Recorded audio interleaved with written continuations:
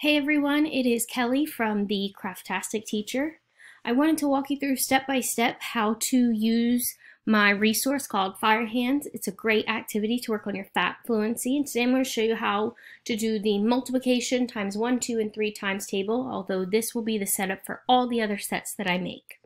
So typically when you have downloaded a resource from TPT, it's going to be in this compressed zip file. When you open up this, you double click on this zip file, it's going to open up into a new folder. So if we go ahead and open it up, we've got the start here. This is where I've included directions for you, some troubleshooting, some frequently asked questions. Definitely check that out. Let me know if there's anything else I can help you with. I've left you my email.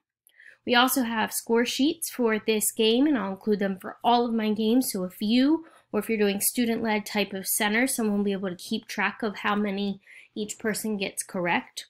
We have a how to play instruction sheet for students, and lastly the game. So if we go ahead and open up that game, we're going to give PowerPoint a few seconds to go ahead and kind of get all set up with those macros. Remember, there might be an enable macros box that pops up, and just remember that when you're doing that, that's so all these little commands to go from slide to slide are enabled and you are able to play the game. So the most important part, once we finally get this game up, is that we want to go to slideshow and we want to play it from start. This game has to be in full screen mode in order for those macros to work. So once it's time to play, you can have your student come up and decide from one of the 3 categories in this case of would they like to work on their times 1, times 2, or times 3 times tables. So in this case, I'm going to go ahead and show you how to play our times 1 here. And it's going to bring you to this screen. So, we don't want the students just automatically going, so we're going to ask them, are you ready? And when you are, we're going to go ahead and click go. If you needed to go back to that home screen, that original screen, you can just click this home button and it'll bring you right back there.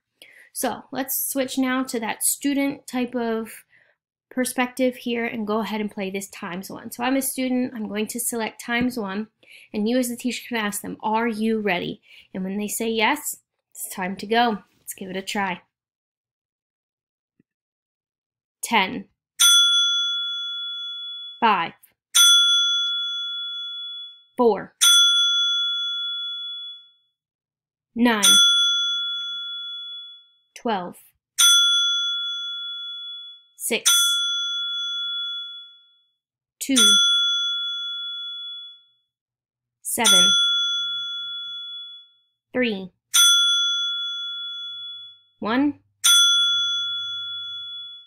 8, 11. Woo! My time is up. So now when your student is done and you've kept track on that scorecard, you can go ahead and click this home button. And again, it'll bring you right back to that beginning slide and you are ready for your next player.